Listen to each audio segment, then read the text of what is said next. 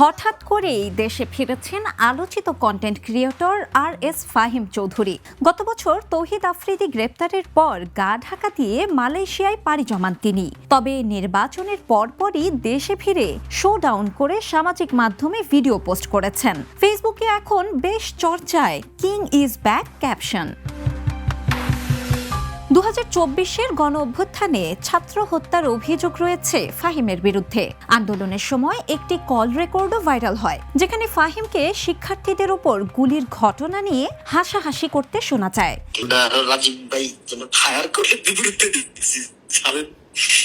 এছাড়া অভিযোগ রয়েছে ঢাকা 13 আসনের সাবেক কাউন্সিলর রাজীবের ছত্রছায়ায় ফাহিম বিভিন্ন অবৈধ সুযোগ নিতেন, এমনকি নিজের গাড়িতে সিটি কর্পোরেশনের লোগো লাগিয়ে এলাকায় প্রভাব খাটাতেন।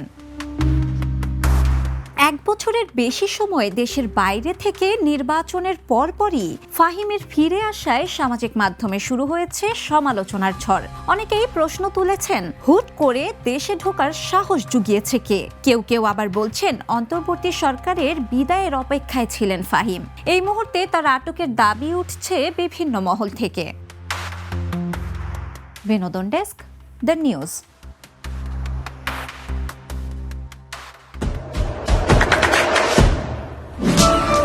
দেশে দেশে সবার সাথে দ্য নিউজ।